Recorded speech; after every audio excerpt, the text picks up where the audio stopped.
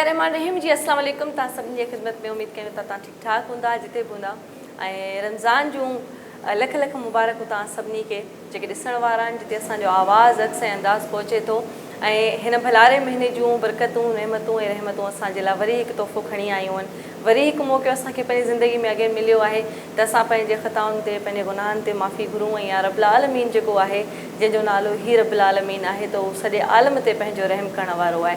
त बेशक खोड़ सारियूं बरकतूं त आहिनि नेमतूं आहिनि पर ख़ासि करे असां हिन वक़्तु जंहिं कंडीशन खां जिन हालात खां गुज़री रहिया आहियूं त उन्हनि में असां वटि जेको माहौल हले पियो त घणियूं बाउंड्रीज़ आहिनि घणा मसइला आहिनि घणियूं शयूं आहिनि पर उनजे बावजूद बि हिकिड़ो तसलसुल ज़िंदगीअ जो आहे जेको हलंदो रहे पियो।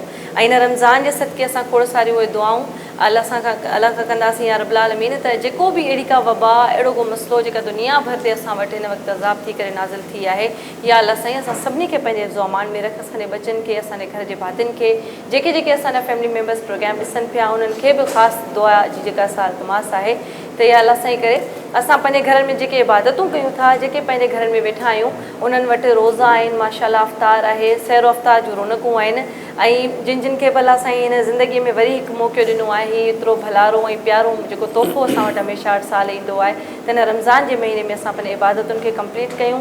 का ॻाल्हि रहिजी वई आहे को कमु रहिजी वियो आहे को इबादत रहिजी वई आहे को कंहिंजो साथ ॾियणु असांजो रहिजी वियो आहे त असां यकीन उनखे अॻिते वधायूं।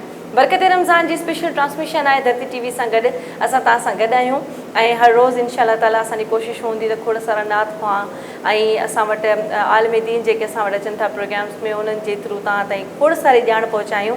मां नाची शैला गुल तव्हांजी ख़िदमत में आहियां हमेशह वांगुरु ऐं असांजे टीम जी बि इहा कोशिशि रहंदी त सुठे खां सुठो बहितर खां बहितर प्रोग्राम में सुठे खां सुठा मैसेजिस जेके तव्हां ताईं पहुचनि था ऐं उहे फ़ाइदेमंद ॻाल्हियूं जेके हिन वक़्तु असांखे हिन रमज़ान ट्रांसमिशन में ख़ासि कर जेको ईअं मुल्क जो जेको असां पूरी वर्ल्ड लेवल ते ॾिसूं था हिकु शइ हले थी पर उन में जेको असां पंहिंजे हिन प्रोग्राम जे थ्रू कंहिं ताईं को फ़ाइदो पहुचाए सघूं था का उहा ॻाल्हि को मैसेज त ज़रूरु पहुचाईंदासीं।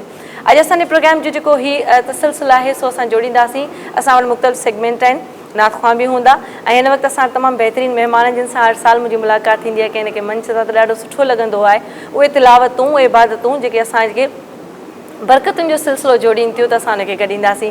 तमामु बहितरीनु मुफ़्ती ग़ुलाम मोहम्मद नईमी साहिबु हर साल मूंसां गॾु हूंदा आहिनि किथे न किथे कंहिं न कंहिं मंच ते मुंहिंजी तव्हां सां चयो त मुलाक़ात थींदी आहे अॼु मूंसां गॾु मौजूदु आहिनि। अस्सलाम वालेकुम कहिड़ा हाल आहिनि ख़ुशि आहियो तव्हांखे रमज़ान जूं खोड़ सारियूं मुबारक हुजनि ऐं फस्ट प्रोग्राम में फस्ट ट्रांसमिशन में तव्हां मूंसां हिते गॾु आहियो त मूंखे तमामु घणी ख़ुशी थी रही आहे त चवंदा मूं चयो मंच जा हिकिड़े हालात कुझु किथे हुजनि पर असांजा जेके साथनि से अलाह साईं जी शुक्र आहे ऐं उनखां अलावा शुक्र बि जो इहो आहे त रमज़ान जो एॾो भलारो महीनो असांखे मिलियो आहे वरी हिकु दफ़ो ॿीहर असांखे मौक़ो बि मिलियो आहे त पंहिंजे इबादतुनि खे ऐं पंहिंजे माफ़ियुनि खे जेको सो रब सां ॻंढियूं ऐं यको वरी असां पंहिंजे गुनाहनि जी जेको आहे सो माफ़ी घुरूं मालिक खां।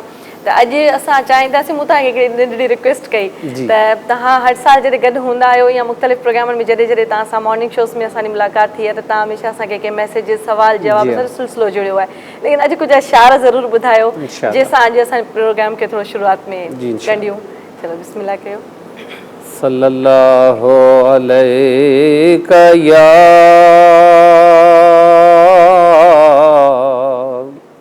या रसूल अल्लाह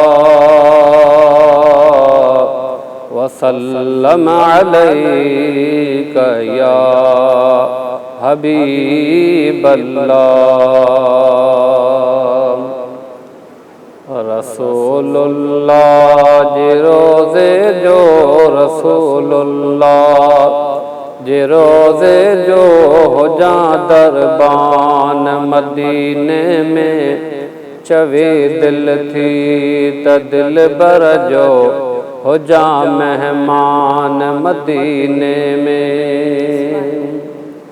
दरियों दरवाज़ा दिल बर जा वता चुमदो दीवारियों दर वता चुमदो दीवारियों दर अचे आसास अखड़ियन खे अचे आसास अखड़ियन खे लहे अरमान मदीने में चवे दिल थी त दिल बर जो हुजा मेहमान मदीने में रसूलुल्लाह जे रोज़े जो रसूलुल्लाह जे रोज़े जो हुजा दरबान मदीने में चवे दिल थी त दिल बर जो हुजा मेहमान मदीने में हली हुजरो ॾिसाहे कर सिका थो सौज़ गुंबज़ले सिका थो सौज़ गुंबज़ले घोरे ही जान जान बता घोरे ही जान जान बता करया कुर्बान मदीने में चवे दिल थी त दिल बर जो हुजा मेहमान मदीने में उदासे अब्दुल्ला इहा ई आस अंदर में इहा ई आस अंदर में रखन पंहिंजे पेरां दी शल अल्लाह रखन पंहिंजे पेरां दी शल थिए आस्तान मदीने में चवे दिल थी त दिल बर जो हुजा मेहमान मदीने में या नात इन जे करे मां तव्हांखे ॿुधाई जो माशाअल्लाह हूअं बि महबूबनि जे मुल्क मदीने में त मज़ो आहे पर रमज़ान शरीफ़ जो मज़ो ई पंहिंजो आहे काश दुआ आहे त अल्लाह ताला उहे मुबारक घड़ियूं उहे रौनकूं ख़ुशियूं बहाल फरमाए इन हालात जे हिसाब सां उमिरो शरीफ़ बि बंदि लॻो पियो आहे पर फ़क़ीर जो बि इरादो हुयो त हिन साल महबूबनि जो महिमान थियण जो अल्लाह कंदो इंशाअल्लाह रौनकूं बहाल थी वेंदियूं तव्हांजे दिलि में उमंग हो अहिड़ा हज़ारे माण्हू ॿिया हूंदा जेके सोचींदा हूंदा मुंहिंजी पंहिंजी तमन्ना इहा हुई त इंशाअल्लाह ताला हिन साल असां वञी करे दीदार कयूं ऐं असां वटि कॉलर बि आहिनि प्रोग्राम में मां कॉल शामिल कंदी थी हलां अस्सलाम वालेकुम हेलो अस्सलाम वालेकुम वालेकुम अस्सलाम जी केरु असां सां गॾु आहे वालेकुम अस्सलाम अतीशा कहिड़ा लॻा बिल्कुलु अल्लाह जा एहसान अदा मां ठीकु आहियां तव्हांजी दुआ आहे अच्छा अच्छा अदा तव्हांखे रमज़ान जूं खोड़ सारियूं मुबारक हुजनि अल्लाह ख़ुशि रखे तव्हांखे रब आबाद करे जी जी अल्लाह अदा बिल्कुलु बिल्कुलु बिल्कुलु महिरबानी ख़ैर मुबारक हेलो हाँ जी भेण इहो मौलवी साहब खां नात ॿुधणी अमर जे हवाले सां काई हाँ हाँ जी जी जेका मतिलबु माउ जे हवाले सां काई हुजे इहा महिरबानी कजो सकर मां ॻाल्हायां थो हाँ ठीकु तव्हां पाण बि कुझु अगरि ॿुधाइणु चाहियो त ज़रूरु अगरि तव्हांजो आवाज़ ऐं अंदाज़ अगरि दिलि चए त शामिलु कयो न ठीकु आहे को मसइलो न आहे ख़ैर अच्छा लख थोरा तव्हांजे कॉल जा महिरबानियूं सखर में माशाअल्लाह ऐं असांजे हर शहर में जेके सिंध जा जेके टोटल शहर आहिनि पूरे पाकिस्तान लेवल ते उन्हनि शहरनि में हिन वक़्तु रमज़ान जूं रौनकूं आहिनि काफ़ी सारो सिलसिलो हिन वक़्तु जेको आहे सो तमामु डिस्टर्ब आहे जंहिंजे करे टाइम टेबल जो शेड्यूल हले थो पर हिकु हक़ीक़त इहा आहे त घणियूं सारियूं शयूं ॾिसी करे ईअं बि फील थिए थो जहिड़ो आहिस्ता आहिस्ता सभु शइ पंहिंजे पंहिंजे प्रॉपर तरीक़े ते अचे थी पई ऐं इनशाअल्लाह ताला ईंदी छो जो हीउ जेको सिलसिलो आहे थो आहिस्ता आहिस्ता वधे थो घटि थिए थो ऐं कंहिं महिल बि असां ॾिसो जेको एहतियात असांखे ॿुधायो वियो आहे न इहो असांजे सिहत लाइ तमामु घणो बहितर आहे न की असांजे लाइ का असां सां का दुश्मनी बि कई वञे कहिड़ो अहिड़ी का ॻाल्हि आहे त उनजे करे एहतियातनि असांखे एहतियात करणो बि खपे पंहिंजे बचड़नि जो पंहिंजे घर जे अंदरि रहिया पिया आहियूं त यकीननि असां वटि तमामु घणो इहो एहतियात आहे त बीमारी तमामु हीअ जेका आहे सा ख़तरनाक न आहे नथा चऊं ख़तरनाक आहे पर हुन खां वधीक इहो आहे जो हुनजो इलाजु मौजूदु न आहे जे अगरि कंहिं बि क़िस्म जो को वायरल या कंहिं क़िस्म जी का असांखे अहिड़ी का शइ मतिलबु टच कंदी बि आहे उन वायरस जा कुझु अहिड़ा टर्म एंड कंडीशन हूंदा आहिनि जेके असांखे ख़बर न पिया हिन जी ख़बर ई नथी पए कॾहिं किथां कीअं टच थो थिए ऐं हुनजो केतिरो जेको सो अज़ालो असांखे भुगतणो पवंदो ऐं जेके जेके शयूं असां ॿुधियूं आहिनि जेके असां जेके पेशेंट्स में ॾिठियूं वियूं आहिनि से त एतिरियूं ख़तरनाक आहिनि जो असां हर वक़्तु रब खां पनाह था घुरूं त मालिक असांखे पंहिंजे इज़्ज़ो अमान में रख ऐं गॾु गॾु मां हिकु ॿी बि कॉल शामिल प्रोग्राम में कयां थी हेलो अस्सलाम वालेकुम हेलो अस्सलाम वालेकुम वालेकुम अस्सलाम जी जी अल्लाह जे एहसान सां गॾु केरु आहे पंहिंजो नालो ॿुधाइजो नालो आफ्ताब इस्लाम शिकारपुर अच्छा त शिकारपुर खां ॻाल्हायो था त कहिड़ा हाल आहिनि तव्हांजा सभु ख़ैर लॻो पिया शिकारपुर ठीकु आहे अल्लाह जे एहसान बिल्कुलु ठीकु ठाक तव्हां ॿुधायो रमज़ान जो कीअं सवाल पुछणो आहे असांखे हा हा जी बिल्कुलु सवाल पुछणो आहे जी जी जी जी हेलो हा हा जी जी तव्हांजो आवाज़ अचे थो हे जेको कोरोना बीमारियुनि में रोज़े रखणु सही आहे न सही जी बिल्कुलु तव्हांजो सवाल आहे असां रोज़ो रखी सघनि था नथा रखनि एजेड माण्हू आहिनि रोज़ो रखनि न रखनि अच्छा जी ठीकु आहे बिल्कुलु तव्हांखे हाणे हिन सवाल जो जवाबु पुछी था ॿुधायूं अदा ग़ुलाम मोहम्मद खां अदा ग़ुलाम त छा चवंदा त बिस्मिल्लाहिर रहमानिर रहीम जीअं त कोरोना वबा ज़रूरु आहे अल्लाह तबारक ताला इंशाअल्लाह भलाई फरमाईंदो बाक़ी हाणे कोरोना जो सबबु बणिजी करे रोज़े खे छॾणो न, रोज़ो फ़र्ज़ु आहे ऐं न आहे, बल्कि मां त चवंदुमि त इन मोज़ी मर्ज़ जो इलाज ई अलाह ताला रोज़े में रखियो आहे। इंशाअल्लाह इन रहमत वारे महीने जे सदके अलाह भलाई कंदो।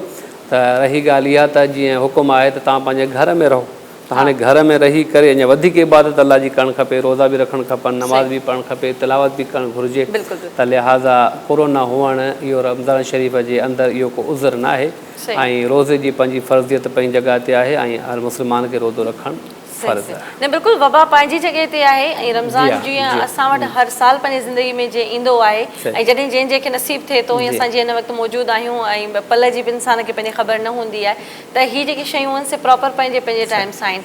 बाक़ी आम तरह सां त हूअं बि असांखे बीमारीअ में जेको आहे सो मना कयो वेंदो आहे त जंहिं वक़्तु तव्हांजे कुवत मुताबिक़ ॾिसो, मूंखे ख़ुशी हिन ॻाल्हि जी थी न, कल्ह राति मां हिकु ॻाल्हि पंहिंजे ज़हन में सोचे रही हुअसि त जंहिं वक़्तु बि अगरि अहिड़ो को माहौल या अहिड़ो को मौज़ू आयो त ज़रूरु इहा ॻाल्हि शेयर कंदसि त असांजे इस्लाम कंहिं बि जॻह ते असांखे का पाबंदी का ज़बरदस्ती कंहिं शइ जो जबर नाहे ॾिनो।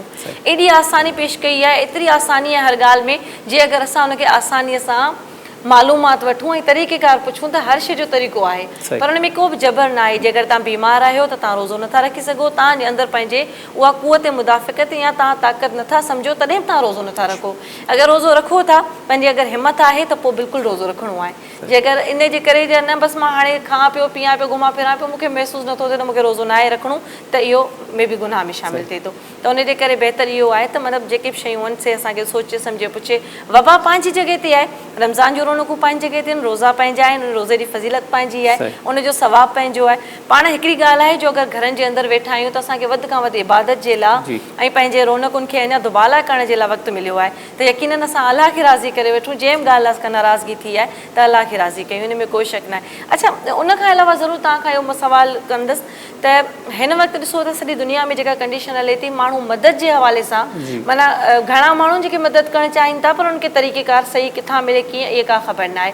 पर ज़कात ख़ैरात जो सिलसिलो वरी रमज़ान में घणो जुड़ंदो आहे, त उन जे करे तव्हां छा चवंदा या मतिलबु तव्हांजो को हिन वक़्तु अहिड़ी का ख़बर पई हुजे न वबा जे करे न वधीक मदद करे सघनि था या रमज़ान जे सिलसिले खे वधीक जोड़े सघनि था?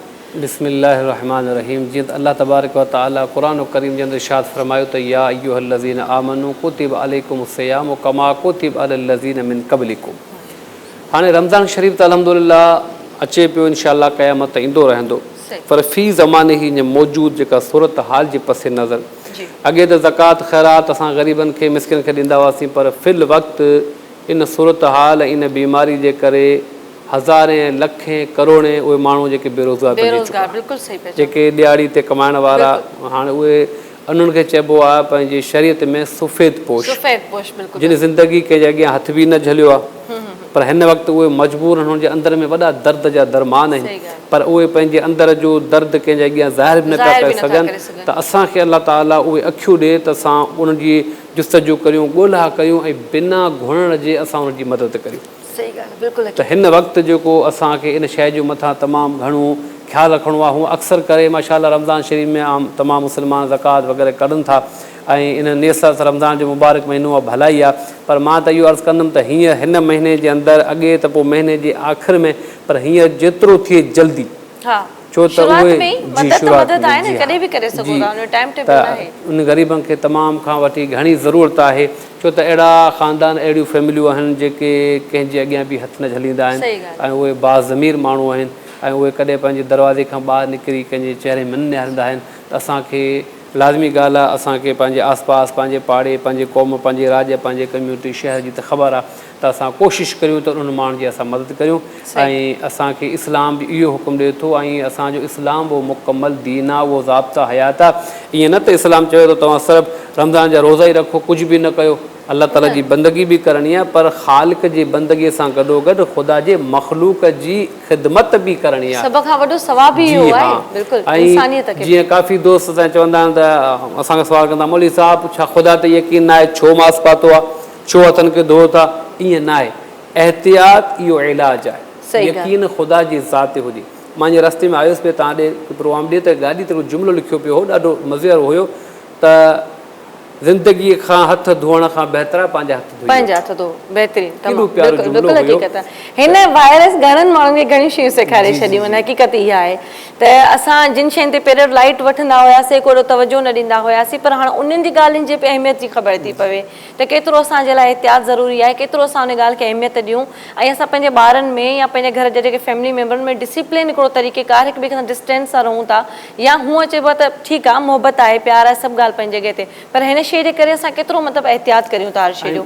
आदि अर्ज़ु कंदो हलां त इहे हथ धोअण जो हुकुम असांजे प्यारे पैगम्बर सल्लल्लाहु तआला अलैहि वसल्लम जी सुन्नत आहे। सफ़ाई निस्फ़ ईमान आहे, छाजे करे चयो वेंदो आहे? वाक़ई अधु ईमान जो आहे। मुंहिंजे महबूबन करीमन त इस ताईं फरमाए तव्हां राति जो सुम्ही निंड मां उथियो पहिरीं पंहिंजा हथ धो। हथ धो बिल्कुलु। हदीस जा कलिमात बुख़ारी आइन बात यदा हो। बिल्कुलु।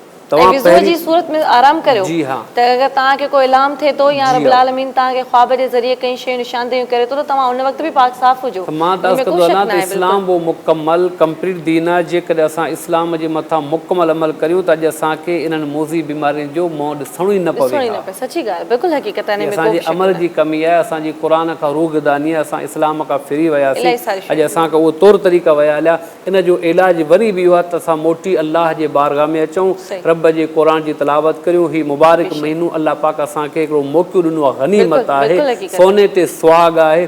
ऐं हूअं बि त मुल्क बंदि लॻो पियो आहे, बाज़ारूं बंदि लॻियूं पियूं आहिनि ऐं घर में असांखे अलाह पाक टाइम बि ॾिनो आहे। अॻे चवंदा हुआसीं टाइम न आहे, बिज़ी आहियूं, पर हाणे त असां वांदा बि आहियूं, फारिग बि आहियूं। त हाणे शायदि थी सघे थो त इहा ई सभिनी खां वधीक आज़माइश हुजे त हिन वक़्तु तव्हां मतिलबु वांदगाई में वेठा आहियो। हूअं त चऊं था न वाक़ई जीअं त मुफ़्ती साहिब जी ॻाल्हि त की असांखे वक़्तु न आहे या असां बिज़ी आहियूं, हिन वक़्तु हर माण्हू ईअं थो लॻे वांदो ई वेठो आहे। त हिन वांदगाई में वधि खां वधि अलाह जी इबादत कयूं, वधि खां वधि रब खे राज़ी कयूं ऐं इहो ई असांखे मौक़ो मिलियो आहे। मे बि अॻियां असांखे उहो मौक़ो न मिले, छो जो क़यामत जा कई आसार, कई हालात, कई अहिड़ियूं अहिड़ियूं ॻाल्हियूं आहिनि जेके असांजे अखियुनि साम्हूं अचनि थियूं त इंसान खे वक़्ती ख़ौफ़ थिए थो, वरी उहे सभु ॻाल्हियूं विसरी वञनि थियूं। त उन्हनि खे विसारणो न आहे, उन्हनि सभिनी शयुनि खे गॾु खणी करे हलणो आहे। त हाणे असांखे पंहिंजी ज़िंदगीअ जो तसलसुल कीअं हलाइणु खपे ऐं कीअं उन सिलसिले खे किथे जोड़णु खपे। अच्छा, जीअं तव्हां ॻाल्हि कई त सफ़ेद पोश उहे काफ़ी सारा माण्हू जेके बेरोज़गार हिन वक़्तु थिया आहिनि, उन्हनि जी जेका हालति आहे सा तमामु घणी हिन वक़्तु डेंजरस आहे।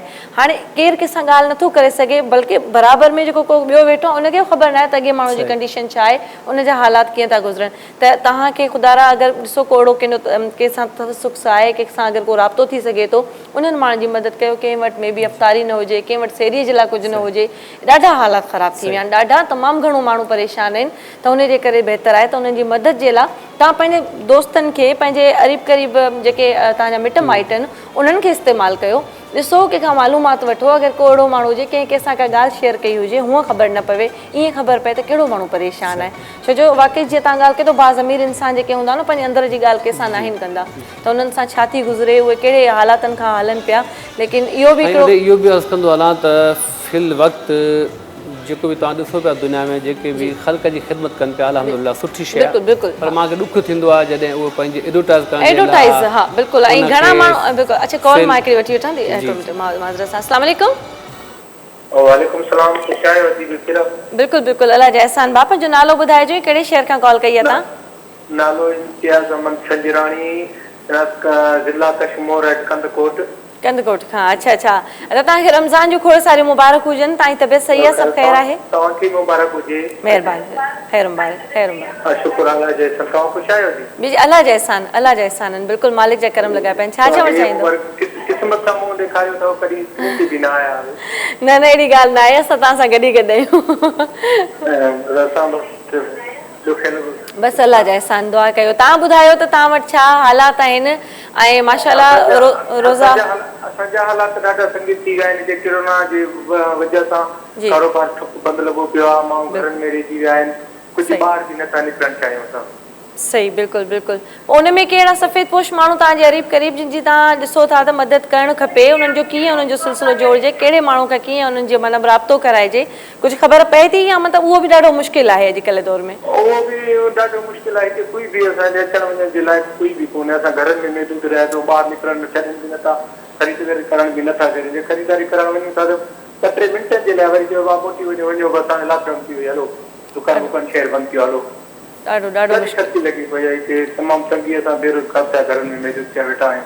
पोइ तव्हांजे लाइ त अफ़्तारियूं सहरियूं ऐं सभिनी लाइ ॾाढियूं मुश्किल हूंदियूं तयारियूं करण बि तमामु घणो आहे रमज़ान शरीफ़ में अल्लाह ॾाढी रहम तंगी थी वई आहे, अल्लाह अल्लाह रहम सां दुआ कयो बसि माना पोइ हाणे लॉकडाउन ख़तम थी वञे। इहो ई आहे त वधि खां वधि दुआऊं कयो ऐं हिन हेॾे भलारे महीने जे सदके जेको आहे सो मालिक खां रहम जी अपील कयूं, ॿियो छा आहे, इहो ई करे सघूं था, हिन खां वधीक त असां वटि कुझु बि न आहे।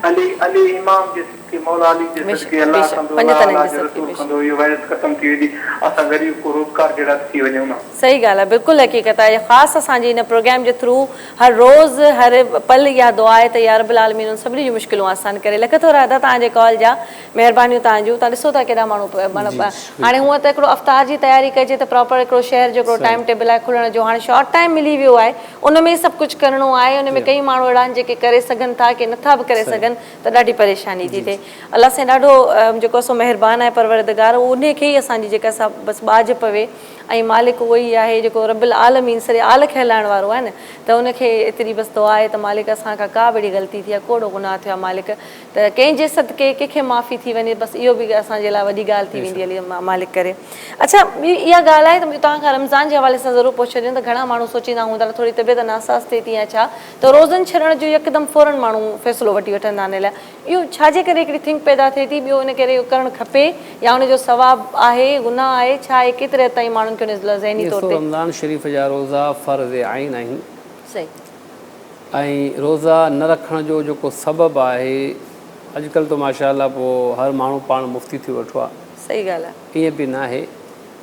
हा, शरई उज़ुर हुजे, शरई उज़ुर उनखे चइबो आहे जो मुस्तनद हाज़िक माहिर डॉक्टर, ऐं उहो डॉक्टर वाक़ई चवे त अलाह न करे तोखे हीअ बीमारी आहे ऐं रोज़े रखण सां बीमारी वधी वेंदी सही, ऐं अॻियां हली जानलेवा साबित थी सघे थी, त उन मुस्तनद डॉक्टर जे मशवरे खां बाद में पोइ तो रोज़ो नथो रखी सघी ऐं उन रोज़े जेको फिदियो वग़ैरह उहो तोखे अदा करिणो पवंदो। बाक़ी लिहाज़ा अलाह न करे हल्की फुल्की बीमारी इहो को रोज़े जो शरई उज़ुर न आहे। ऐं बाक़ी जो क़ुरान फरमाए थो मिनकुम मर्दा वाला सफ़र में वञिणो आहे ऐं बीमारी बि इन हद जी आहे जेको मां अर्ज़ु कयो त जानलेवा साबित थी सघे थी, त पोइ उन सूरत में रोज़ो पोइ ॿियनि ॾींहंनि में रखंदो, यानी जॾहिं तंदुरुस्त थी वेंदो त पोइ अच्छा, रखंदो। सफ़र में जेको रोज़े जो मतिलबु छॾण जो कॉन्सेप्ट आहे, उनजो केतिरे डिस्टेंस ताईं आहे, केतिरे हद ताईं आहे, इहो बि माण्हू खे क्लियर कयो। माण्हू ज़रूरु हिकिड़े शहर ते छा हिकु जॻह खां ॿी जॻह ते वञिणो हूंदो आहे, तॾहिं फ़ौरन चवंदा आहिनि त असांखे माशाअल्लाह हाणे माण्हू समझदार आहिनि, पर असुल थोरो दीन जी ॻाल्हि ॿुधी हिन कन मां पर माण्हू पंहिंजे फ़ाइदे जी ॻाल्हि जल्दी ॿुधी वठंदा आहिनि, इहा तव्हांखे बि ख़बर आहे। त सफ़र जी जेको आहे कम से कम 3 ॾींहं जो सफ़र जेको शरीयत में आहे, मौजूदा सूरत हाल में इहो आहे त 97 किलोमीटर। अच्छा, 97 एतिरो फ़ासिलो हुजे, जे एतिरी मंज़िल तव्हांखे वञिणो आहे त इनखे सफ़र चइबो आहे। ऐं उन में बि 2 चीज़ूं आहिनि, मिनकु मर्दा अवाला सफ़र, ऐं उन में शरीयत जे अंदरि 2 ऑप्शन, हिकिड़ो आहे रुख़सत, हिकिड़े अज़ीमत। मसलन तव्हांखे अॼु राति जो निकिरणो आहे सखर दादू ॾे, तव्हां सोचो त गाॾियूं त बंदि आहिनि, हाणे मूंखे ॾाढी तकलीफ़ थींदी रस्ते में इहो, त हाणे तव्हांखे शरीयत तरफ़ां इजाज़त आहे, तव्हां ठीकु आहे इहो रोज़ो न रखो सही, ऐं बाद में हिनजी कज़ा कजो, इनखे चइबो आहे रुख़सत। पर अज़ीमत इहो आहे तव्हां केॾी बि तकलीफ़ अचे थी बर्दाश्त करे रोज़ो रखो, रोज़ो रखो, उहो तव्हांजे ईमान ते उहो वधीक मुकमल ईमान जो आहे। त हाणे हिन में 2 ऑप्शन आहिनि, इख़्तियार आहे तव्हांखे, त जेकर तव्हां नथा रखी सघो त तव्हां ते गुनाह। पर हाणे हिकिड़ो जदीद दौर आहे, कन्विंस आहे, इहे शयूं इहे उसूल शायदि तॾहिं खां आइदो आहे त जॾहिं कन्विंस न हूंदी आहे। हुनजो इतलाक़ छो त फैसिलिटी या गाॾी वग़ैरह जी आसानी, मसलन छो त हिन वक़्तु असां अगरि सफ़र कयूं था, फॉर एग्ज़ाम्पल के 97 किलोमीटर आहे, 100 किलोमीटर आहे, त उन ते असां 2 कलाकनि में पहुची वञूं था न, त 2 कलाकनि में जेको पहिरियां सफ़र हूंदो सो त 3 ॾींहंनि ते 4 ॾींहंनि ते मुतई हूंदो, त उनजे करे मतिलबु मां तव्हां खां ज़रूरु पर उनजे बावजूद बि हुकुम उहो ई पंहिंजी जॻह ते आहे। जी हा। ऐं नंबर 2, मसलन तव्हांखे ॿिए के ॿाहिरि मुल्क वञिणो आहे, हाणे जहाज़ में घणी देरि लॻे थी, त हाणे उन में तव्हांखे शरीयत तरफ़ां इख़्तियार आहे, ऑप्शन आहे त रोज़ो नथा रखो, न रखो, बाद में कज़ा कजो, गुनाह न आहे। पर अज़ीमत इहो आहे त बहितर इहो आहे तव्हां रोज़ो रखो, बहितर इहो रोज़ो रखो। अच्छा, हिकिड़ी ॻाल्हि मुंहिंजे ज़हन में बार बार आई पई, मुंहिंजो तव्हां खां ज़रूरु मां इहो पुछां त असां ॾिसण वारे जे हिसाब सां माना असांजा खोड़ सारा ॾिसण वारा आहिनि, नंढड़ा ॿार अॼुकल्ह जे दौर में ॾाढो हिकिड़ो शौक़ु रखनि था, छो जो हूअं 7 खां 9 साल जो ॿार आहे त उन ते रोज़ो या नमाज़ असांजे तरफ़ां माना फ़र्ज़ु आहे, ऐं माउ पीउ जी सख़्ती बि हुअणु ते खपे त माना प्रॉपर तरीक़े सां पंहिंजी नमाज़ बि पढ़े ऐं रोज़नि में उहो पंहिंजा रोज़ा बि रखी सघे थो, जेकर हुन में ताक़त मौजूदु आहे।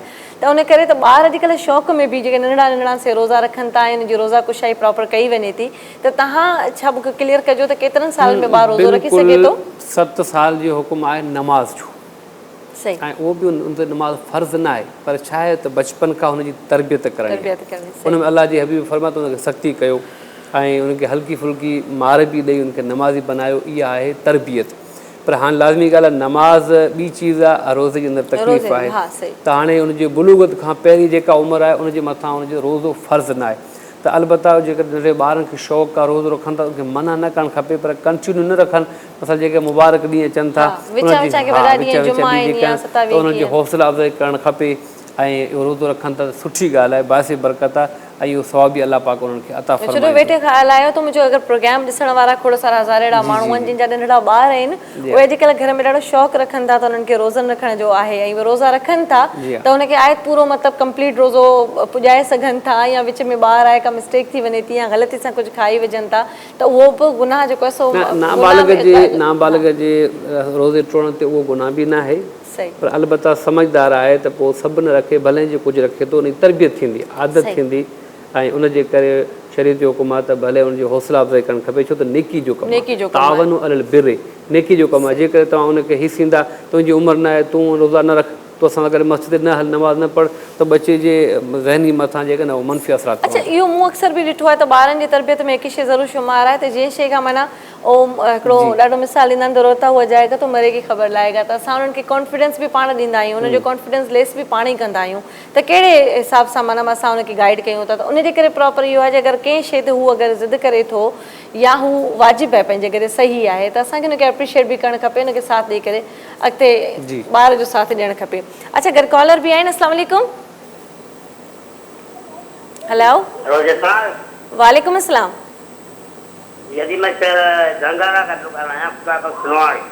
अच्छा, रसदागत कहिड़ा हाल आहिनि तव्हांजा? ठीकु आहियो तव्हां? सभु ख़ैरियत आहे?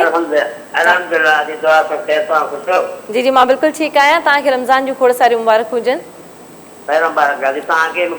महिरबानी, त लख थोरा लख थोरा। तव्हांखे रोज़ो आहे माशाल्लाह? माशाल्लाह।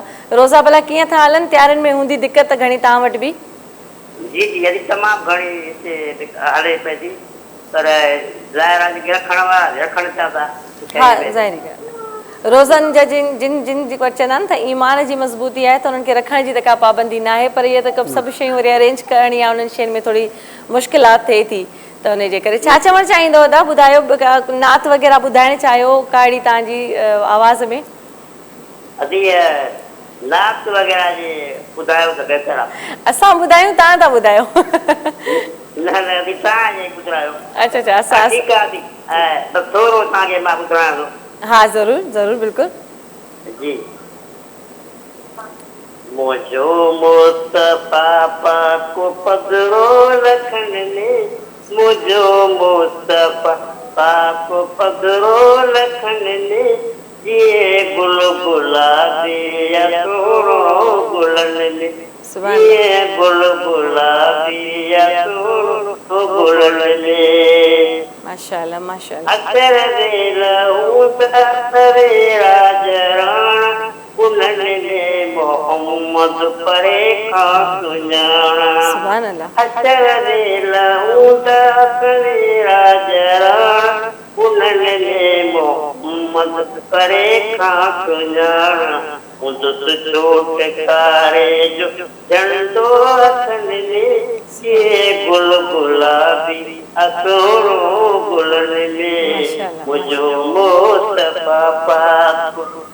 माशाल्लाह माशाल्लाह, ॾाढो बहितरीन। तव्हां सां खां वधीक असांखे तव्हां सुठी ॿुधाईंदा ऐं ईअं ई मतिलबु पंहिंजे प्रोग्राम में शामिलु थियो था त दिलि सां दिलो वजान सां। हीअ रमज़ान आहे, हूअं आम तरह सां बि जेको आहे सो असां नातूं या मतिलबु ख़ासि ॾींहंनि ते जुमे ते या हिन ते पढ़ंदा आहियूं, पर जॾहिं रमज़ान जी ॻाल्हि हूंदी आहे पोइ त अञा बि स्पेशल तोहफ़ा आहिनि, त जेको पंहिंजे तरफ़ां पंहिंजी इबादत या जेको साथ मिलाए सघो था त ज़रूरु कंदा कयो। तव्हांजो पंहिंजो प्रोग्राम आहे, हिन में तव्हां नात चई बि सघो था, फरमाइश बि करे सघो था, त केॾो सुठो आवाज़ ऐं अंदाज़ हिननि जो माशाल्लाह बहितरीनु पंहिंजे हिसाब सां। अच्छा, हिकु तव्हां खां इहा ॻाल्हि ॿियो रमज़ान जे हवाले सां तव्हां सां ज़रूरु इहा ॻाल्हि कई पई त अफ़्तारीअ जो जेको टाइम थिए थो उन में माण्हुनि खे ॾाढी तकड़ हूंदी आहे त फ़ौरन बसि अञा हुतां अज़ान आई ऐं असां पंहिंजो रोज़ो अफ़्तार करे वठूं। ऐं घणे क़दुरु माण्हू चवंदा त फ़ौरन कुझु खाई वठो, न त रोज़ो मकरूह थिए थो या इन टाइप जी कुझु ॻाल्हियूं घणियूं ॿुधण में ईंदियूं आहिनि। नबी पाक सल्लल्लाहु अलैहि वसल्लम जो फरमान आहे त अफ़्तारीअ में जल्दी कयो ऐं सहरीअ में देरि कयो।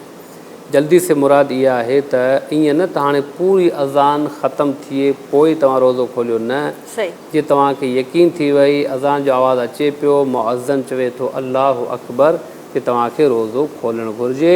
ऐं बहितर इहो आहे नबी पाक सल्लल्लाहु अलैहि वसल्लम जो फ़रमान आहे त अफ़्तारी खजूर सां कई वञे ऐं ॿिए नंबर ते पाणी जे मथां अफ़्तारी कई वञे। इहे चयूं ॿई चीज़ूं जेकॾहिं मौजूदु आहिनि त ठीकु आहे, न त पोइ का बि हलाल चीज़ हुजे।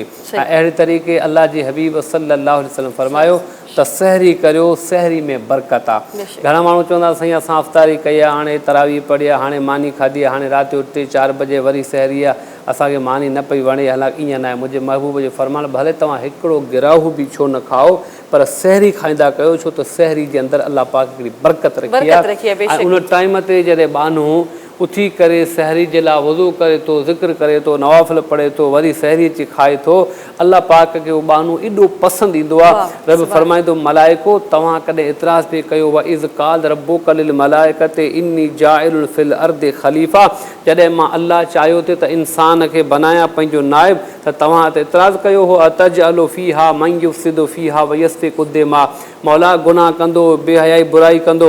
ऐं फ़रिश्तो अॼु ॾिसो हीअ राति जो आख़िरी पहर आहे, हीअ त निंड जे मज़े जो पहर आहे, हीअ त निंड जे मौजुनि जो पहर आहे।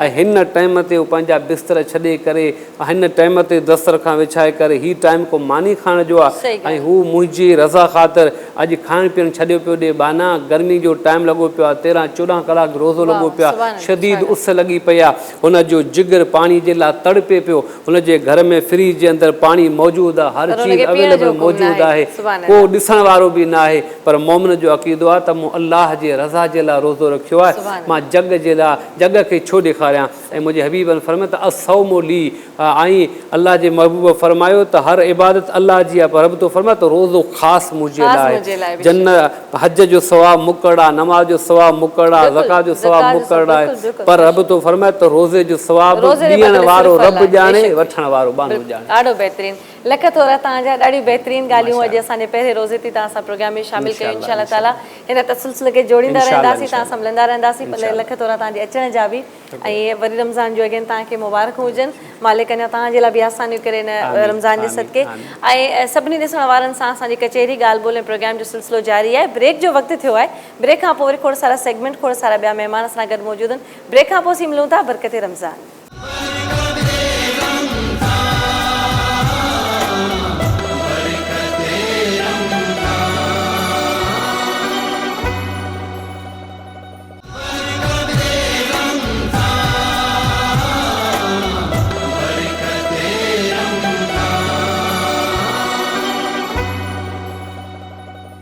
सल्लल्लाहु अलैहि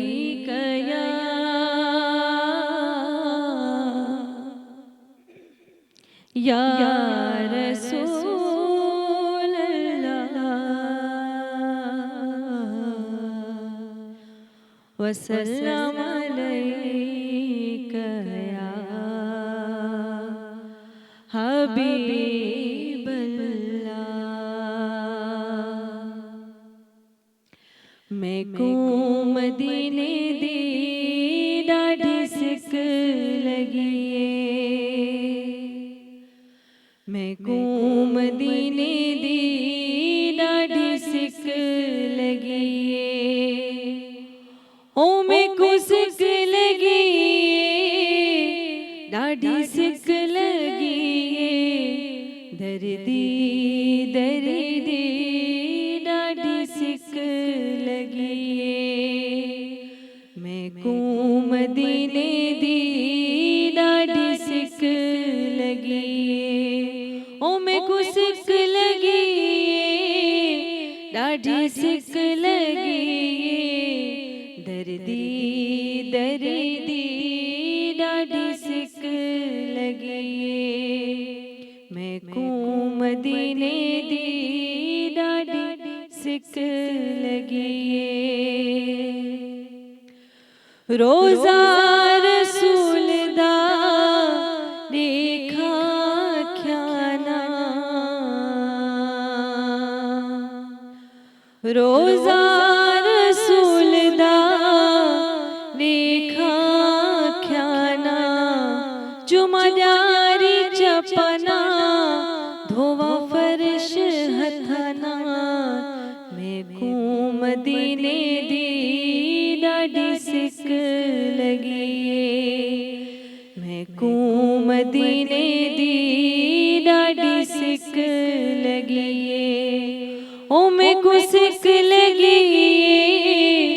ॾाढी सिक लॻी दर्दी दर्दी ॾाढी सिक लॻी मैं को मदीने दी ॾाढी सिक लॻी हाँ मैं परदेसी मैं को घर वो देसी हाँ मैं परदेसी मैं को घर वो देसी मेरा हथ गिन आप मेरा बेड़ा तारे सी मैं को मदीने दी ॾाढी सिक लगी मैं को मदीने दी ॾाढी सिक लगी ओ मैं को सिक लगी ॾाढी सिक लगी दर्दी दर्दी ॾाढी सिक लगी मैं को मदीने दी ॾाढी सिक लगी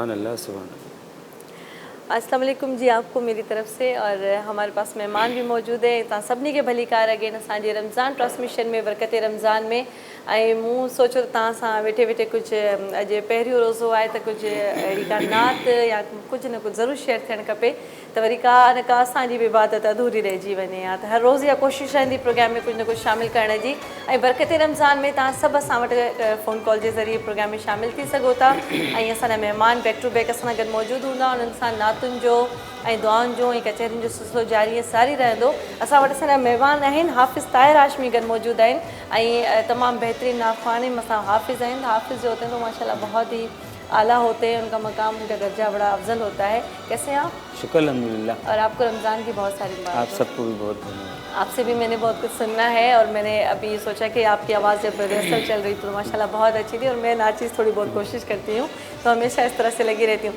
सरवत हमारे साथ हैं भाई तो आपने बार बार हमारे प्रोमो में देखा होगा कि सरवत शेफ़ हमारे साथ होंगी तो हमारी स्पेशल ट्रांसमिशन में आज हमारे साथ आज देखते हैं कि हमारे अफ्तार में क्या चार चांद लगाती हैं। अस्सलाम वालेकुम रमज़ान की बहुत मुबारक। वालेकुम अस्सलाम इंशाल्लाह कैसी हैं आप? ठीक मैं ठाक बिल्कुल हैं? ठीक ठाक और आपको वेलकम कहती हूँ। थैंक यू सो मच अल्लाह। सबसे पहले जो है मैं अपनी तरफ से तमाम उम्मत मुस्लिमा को रमज़ान की बहुत बहुत मुबारकबाद पेश करती हूँ और दुआ करती हूँ कि अल्लाह पाक इस रमज़ान के सत्ते में हम सबके गुनाह कबीरा गुनाह सगीरा को बख्श दे और हम सबकी जायज़ ख्वाहिशात को पूरा करें। इलाही आमीन। तो आ जाते हैं फिर हम अपनी रेसिपी की तरफ शुमाला। आज क्या बना रहे हैं?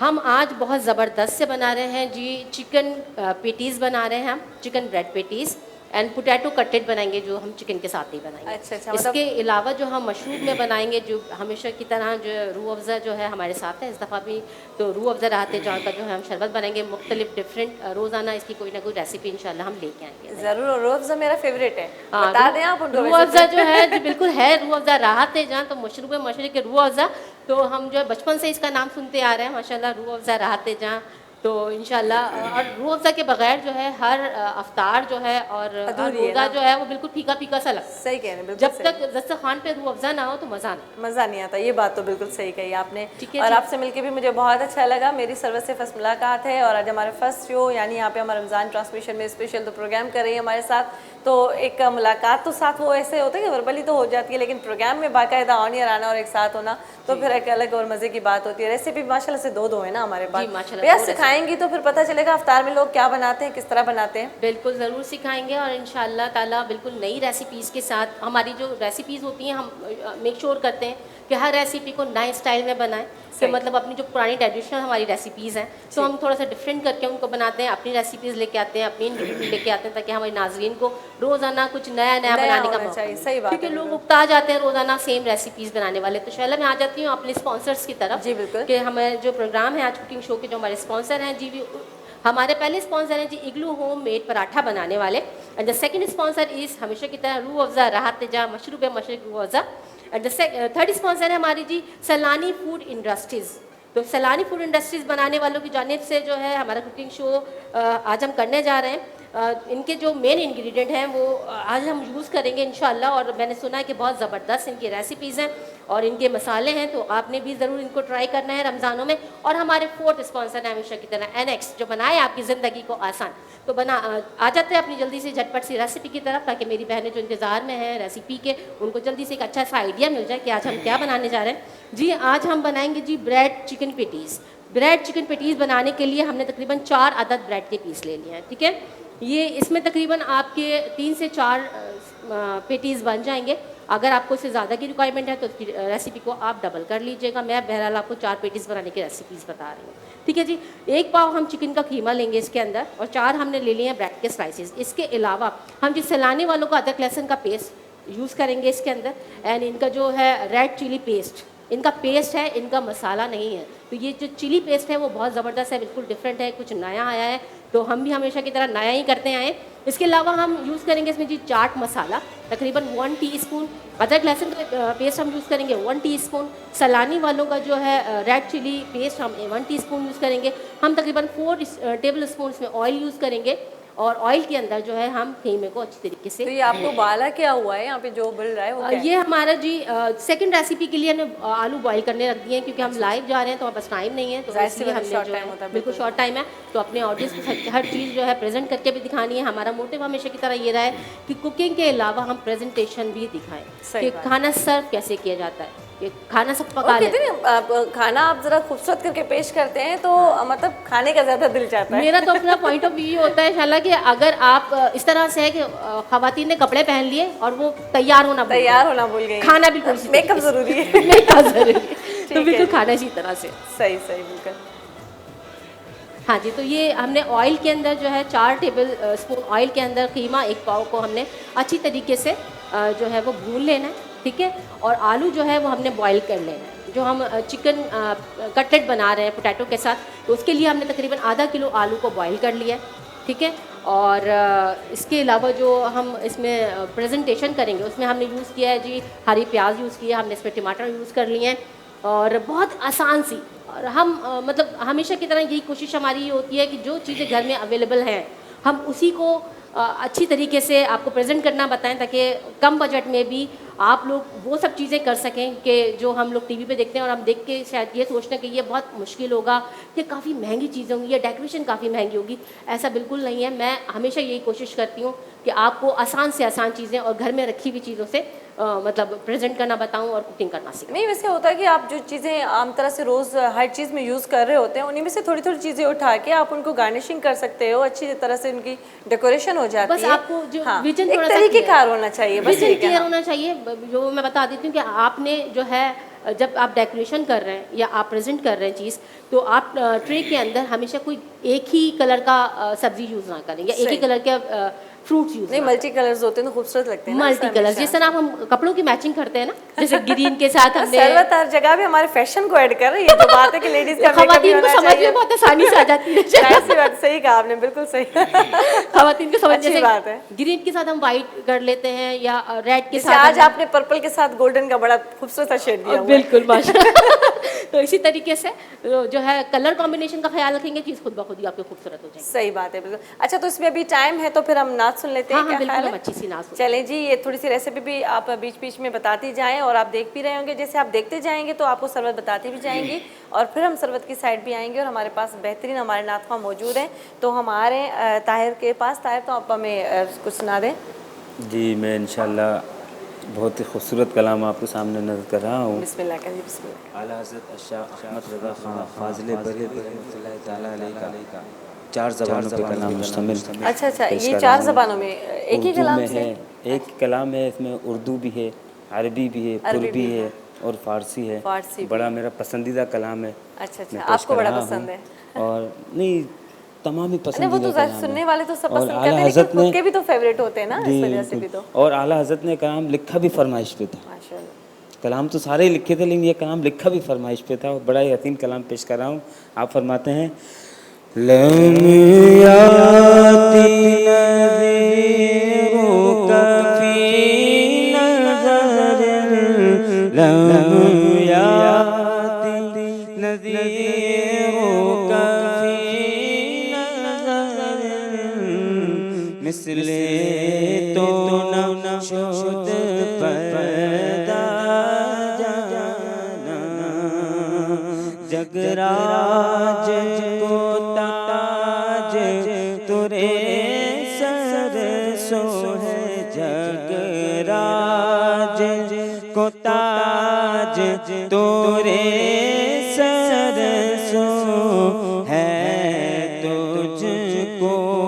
शहे दूसरा जाना अल बहरु अला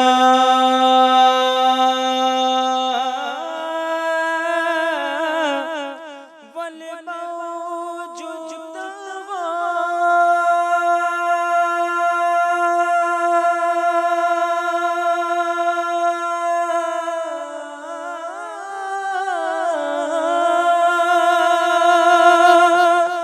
मन पे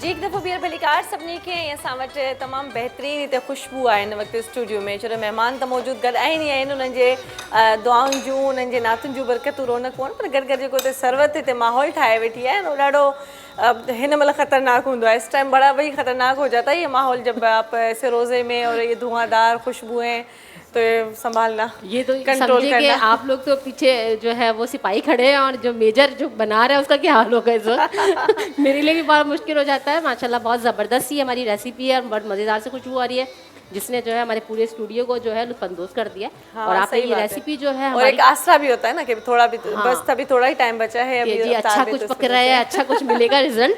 तो जो हमारे मर्द हजरात हैं वो बेचारे साहब वेट कर रहे हैं इस वक्त और इंशाल्लाह जो है अच्छा वैसे अभी जिस तरह की कंडीशन चल रही है तो जितने भी मर्द हजरात घरों में बैठे हैं उनके लिए ये है कि सब मिलजुल के काम करें ना अभी भाई अभी काम करना है ना वैसे भी तो फारिग ही बैठे हुए हैं कोई ऐसा तो नहीं है ना। मैं तो स्पेशली बताऊँ कि बीवियाँ बड़ी परेशान हो गई हैं कि 24 घंटे जो मर्द हजरात हैं वो घरों के अंदर बैठे हुए और उनको मुस्तकिल कुकिंग करनी पड़े। आपने उनके अंदर की बात कर ली अंदर की बात तो जो मुझे मैसेज अच्छा आपकी तरफ मेरी नज़र पड़ी तो इधर मेरे पास अलिशा भी बैठी हुई हैं तो अलिशा हमारी बेहतरीन अलिशा फ़तेह मोहम्मद कंप्लीट नाम उनका ले लूँ तो फिर कहेंगे कि आप ही ने मेरा नाम भी पूरा नहीं लिया तो क्या हो गया। वालेकुम अस्सलाम कैसे हैं आप ठीक ठाक रमज़ान की आपको बहुत बहुत मुबारक हो और बहुत जो आप जिस वक्त एक रिहर्सल चल रही थी तो बड़ा खूबसूरत सा कलाम आप गुनगुना रही थी तो मैंने कहा माशाल्लाह आवाज़ भी बहुत अच्छी है।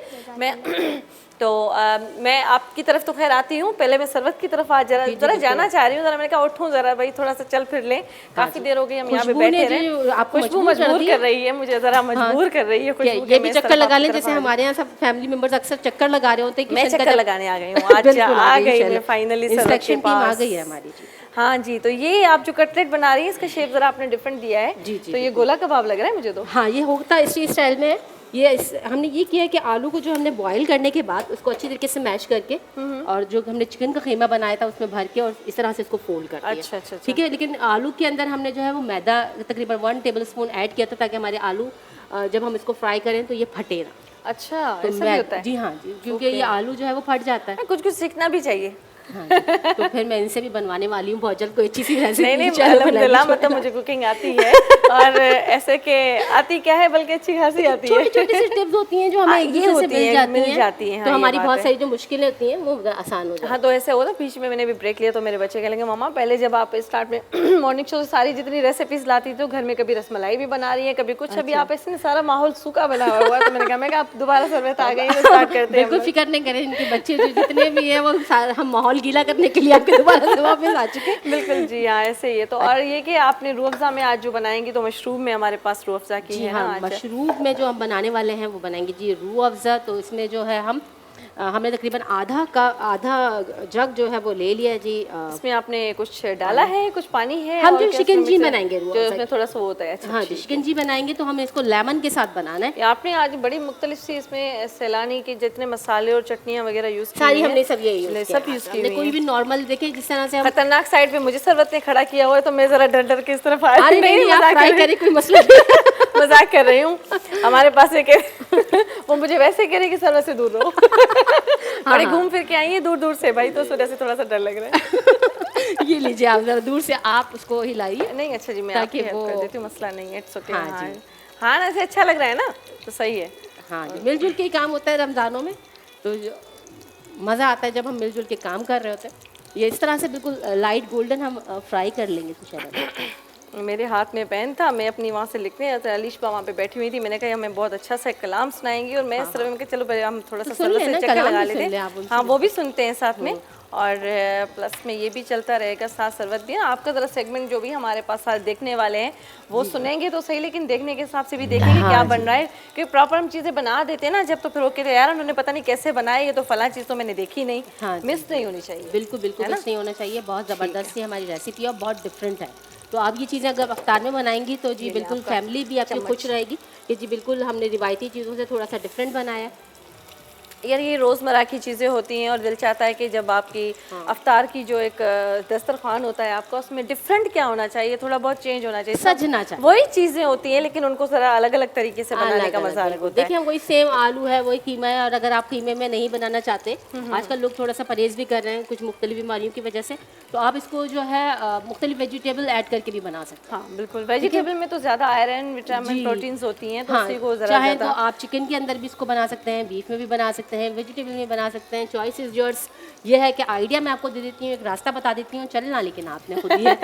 हाँ ये बात है, हाँ क्या बात है। और आपकी तरफ क्या क्या है इसमें? आज हमारे पास के स्पॉन्सर्स कौन कौन से हैं? आज के हमारे ये जो स्पॉन्सर हैं जी इग्लू होममेड पराठा बनाने वाले, इनके बहुत ज़बरदस्त से पराठे हैं, तो सहरी में बिल्कुल मिस नहीं करना है, आपने इनके पराठे ज़रूर ट्राई करने हैं।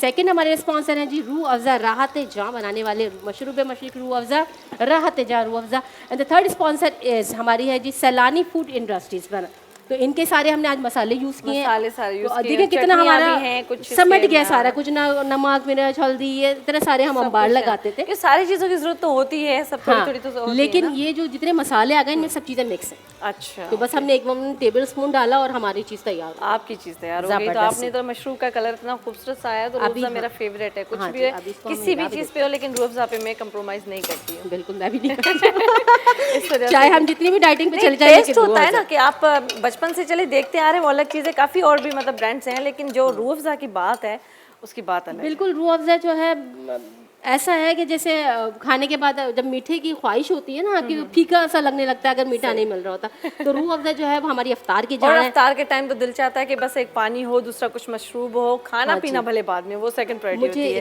प्लेट इधर से चाहिए होगी तो मैं ज़रा प्लेट ले लूँ ताकि मैं इसको ले जाएं जो दिल चाहे। मैं भी चली जाती, मैं भी जा रही हूँ अपनी साइड, और मैं अलीशा से कुछ सुनना चाह रही हूँ, बड़ा दिल चाह रहा है। अलीशा आप हमें जो सुना रही हैं नात, वो मेरे ख्याल से माशाल्लाह से बहुत मशहूर ज़माना कलाम है, और जी बिस्मिल्लाह करें। दुरूद शरीफ से आवाज़ करती हूँ।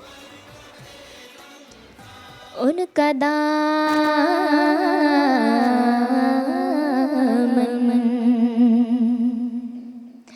अगर नहीं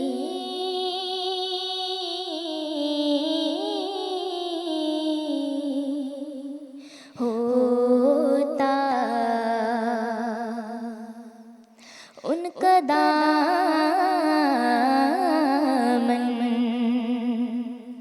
अगर नहीं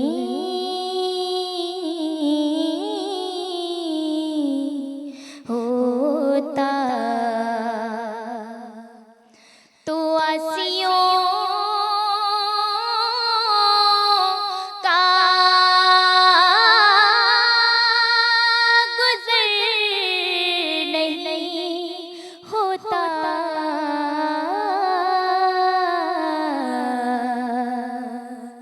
सल्ले अला नबीना सल्ले अला मुहम्मदिन। आमना बीबी अल्हम्दुलिल्लाह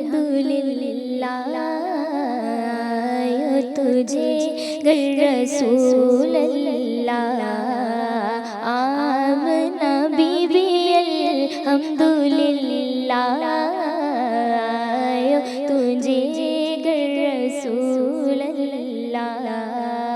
झोली तो है जी में आजम क्यों, झोली तो है जी में आजम क्यों, नूर सगोरो नूरुल्लाह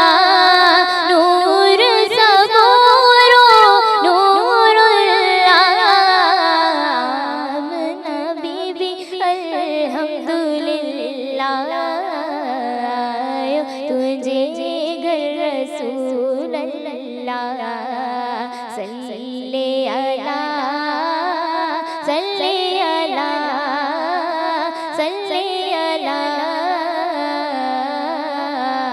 मोहम्मद। ऊरो मलाइक चेहरों से चवन प्यास सुभान अल्लाह, चवन प्यास सुभान अल्लाह।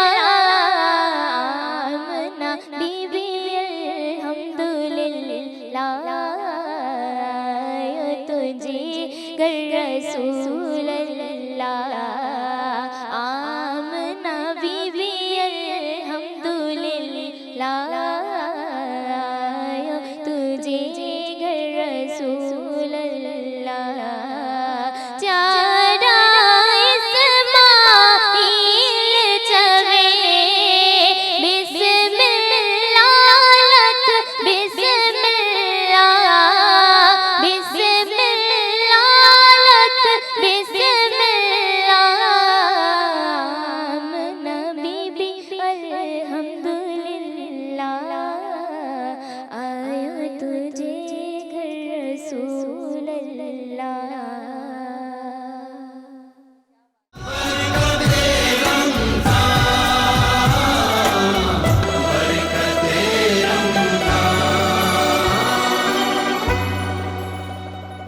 अल्लाहुम्मा सल्ली अला सय्यदना मुहम्मद वाला आलिहि व सहबिहि वसल्लम।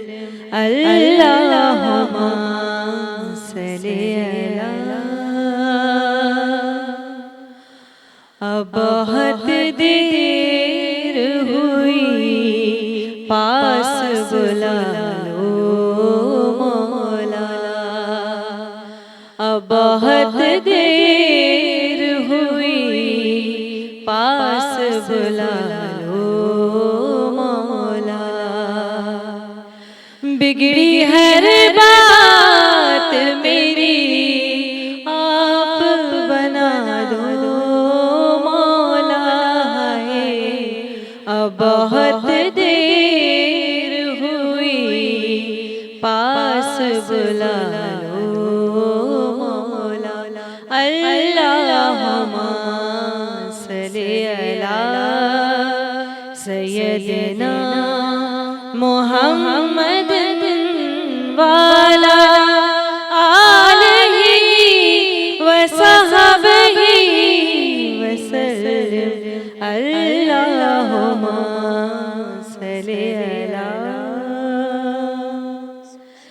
सब्ज़ गुंबद के नज़ारों को तरसता हूँ मैं, सब्ज़ गुंबद के नज़ारों को तरसता हूँ मैं। सब्ज़ गुंबद के नज़ारों को तरसता हूँ मैं। हाय जलवा एक बार मुझे इनका दिखा दो मौला। बिगड़ी हर बात मेरी आप बना दो मौला है। अब बहुत देर हुई पास बुला लो मौला। अल्लाहुम्मा सल्ली अला सय्यदना मुहम्मद वाला आलिहि व सहबिहि वसल्लम। अल्लाहुम्मा सल्ली अला। मेरी बस इतनी ही दुआ है इस वबा के आलम में कि या अल्लाह ताला हम सबको अपने हिफ्ज़-ओ-अमान में रखे और उसी के सदक़े जितने उसके अंबिया हैं, जितने उसके पंजतन पाक के सदक़े हम सब की मुश्किलें आसान कर दे। ये अबू बकर उमर और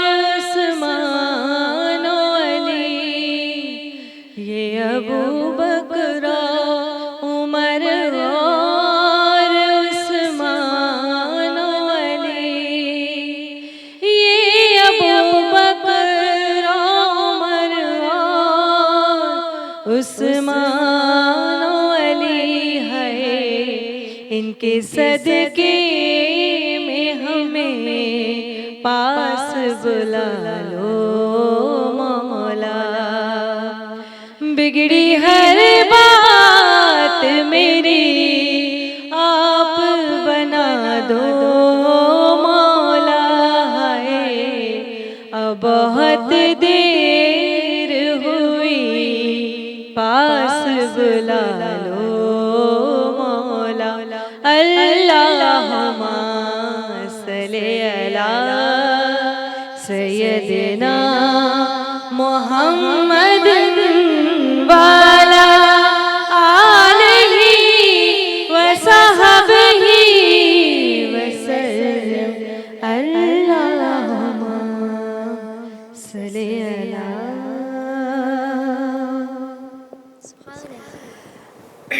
सबको अपनी ट्रांसमिशन में दोबारा वेलकम कहते हैं, भली करे आया। ये असांजे न बरकत रमज़ान जी ट्रांसमिशन में असांजूं जेके ही दुआऊं आहिनि, ही बरकतूं आहिनि, ही रहमतूं आहिनि, सभु तव्हांजे लाइ आहिनि। अलीशा मूंसां गॾु आहे अफ़्तार खां पोइ, ऐं सभिनी माशाअल्लाह सां पहिरियों रोज़ो अफ़्तार कयो ऐं तमामु हिननि रौनकुनि खे या रब्बुल आलमीन हमेशह क़ाइम दाइम रखे, हर वबा खां, हर परेशानी, हर मुश्किल खां असां सभिनी खे महफ़ूज़ रखे। यही दुआ है अल्लाह ताला खां। ऐं अलीशा खे भी मैं रिक्वेस्ट किया, अलीशा आप क्या सुना रही हैं हमें?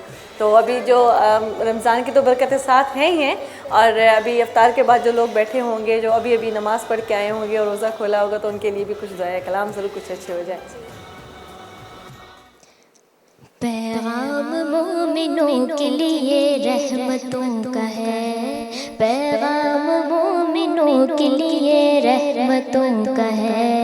रमज़ान का महीना बड़ा बरकतों का है, रमज़ान का महीना बड़ा बरकतों का है, बड़ी रहमतों का है, बड़ा बरकतों का है।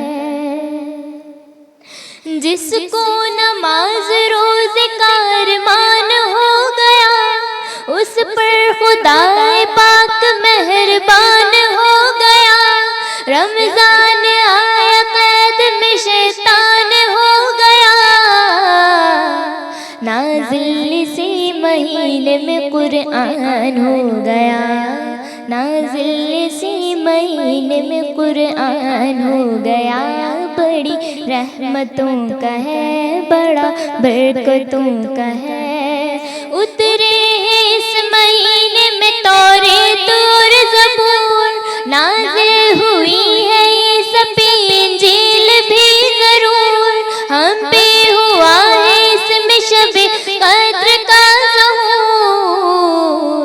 मोमिन ने इस महीने में पाया खुदा का नूर, मोमिन ने इस महीने में पाया खुदा का नूर। बड़ी रहमतों का है, बड़ा बरकतों का है।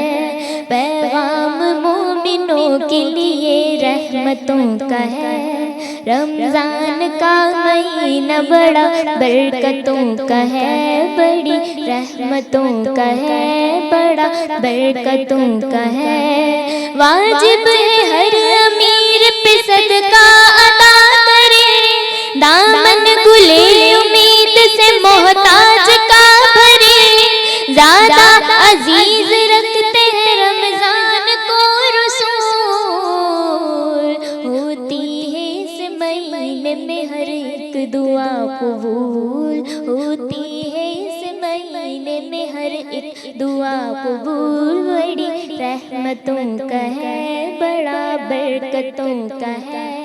पैगाम मोमिनों के लिए रहमतों का है, रमज़ान का महीना बड़ा बरकतों का है, बड़ी रहमतों का है, बड़ा बरकतों का है। हर रोज़ेदार हश्र के दिन मुस्कुराएगा, दीदार हक जमाल नबी का वो पाएगा। दोज़ख की आग से उसे रोज़ा बचाएगा, रहमत उसे नवाज़ेगी जन्नत में जाएगा, रहमत उसे नवाजेगी, जन्नत में जाएगा। बड़ी रहमतों का है, बड़ा बरकतों का है पैगाम मोमिनों के लिए, रहमतों का है। रमजान का महीना बड़ा बरकतों का है, जो रोज़ेदार है यहाँ वो कामयाब है। अफ्तार भी कराने का बेहद सवाब है, रोज़ा नजर का नूर है, दिल की उम्मीद है। रमजान मोमिनों के लिए गोया ईद है, रमजान मोमिनों के लिए गोया ईद है। बड़ी रहमतों का है, बड़ा बरकतों का है। क्या बात है, माशाल्लाह माशाल्लाह। अच्छा अलीश भाई, याद है फर्स्ट रोज़ा जो रोज़ा कुशाई होती है वो कितनी उम्र में हुई थी आपकी? 11 साल। 11 साल की उम्र में? अच्छा माशाल्लाह, मतलब छोटी छोटी सी होंगी अभी भी छोटी छोटी सी है तो ऐसे ही है। चलिए जी, हमारे पास तो ये बरकतें और इबादतें हैं रमज़ान की, माशाल्लाह इतना हमें तोहफ़ा अल्लाह ताला ने दिया है रमज़ान के महीने का, जो हर साल हमारे पास आता है। जिस जिसके नसीब में आता है तो उसके लिए यही हमारे पास होता है कि मैं आपसे बात करी जैसे आप ही समझे तो हमारे सुनने वाले देखने वाले भी समझे तो असां वटि बरकतुनि जो महीनो आहे, इबादतुनि जो महीनो आहे। ऐं हिन ई महीने में असां वटि जेको आहे सो बख़्शिश जे लाइ तमामु घणो ख़ासि तोहफ़ो आहे, त जेको घुरिणो आहे सो घुरी वठो ऐं जन्नत जा दरवाज़ा खुलियल आहिनि। त यकीनन असां वटि सभु बरकतूं आहिनि ऐं इन्हनि खे असां जेतिरो मेड़ियूं जेतिरो समेटे वठूं। बहरहाल हिन सां गॾु असांजो प्रोग्राम जो वक़्तु बि पंहिंजे पुॼाणी ते पहुचे थो। बरकत रमज़ान जी ट्रांसमिशन स्पेशल तव्हां सां गॾु हुई, अलीशा लास्ट सेगमेंट में मूंसां गॾु हुई। इंशाल्लाह ताला सुभाणे तव्हां सां मुलाक़ात थींदी। जाते जाते हम कोई दुआ कलाम पढ़ेंगे तो आप के जहन में जो भी आ रहा है, जो भी है साथ में वो कर लेते हैं और इंशाल्लाह ताला ज़िंदगी रही सेहत रही। सुभाणे तव्हां सां मुलाक़ात थींदी बरकत रमज़ान जी ट्रांसमिशन में। ऐं खोड़ सारा महिमान हूंदा, उहे नाख़वान, उहे असां वटि बरकतूं, इहो ॻाल्हियूं कचहरियूं ऐं यकीनन उन्हनि तसलसल खे जोड़ींदासीं। जेके तव्हांजूं कॉल्स हूंदियूं उन्हनि जे फरमाइश जे हिसाब सां बि असां पंहिंजे महिमाननि खां फरमाइश ज़रूरु पूरियूं कराईंदासीं।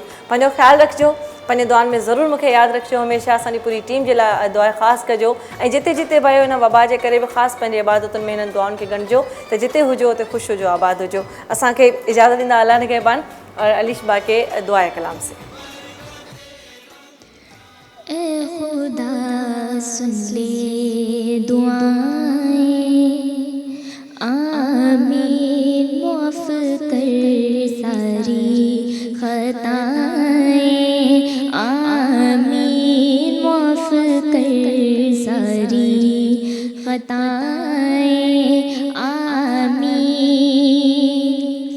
बासर हो मेरे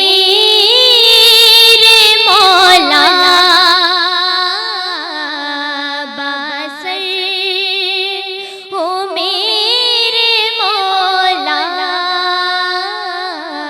बेकसों की इल्तिजाएं, आमीन। बेकसों की इल्तिजाएं, आमीन। खुदा सुन ले दुआएं, आमीन। लाज रख ले लाज वाले, हो गए अमाल काले। लाज रख ले लाज वाले, हो गए अमाल काले। या अल्लाह नार से हमको बचा ले, या अल्लाह सीनों को तू निभा ले, या अल्लाह हर खता से अब बचे हम, हर खता से अब बचे हम, नेकियों से लो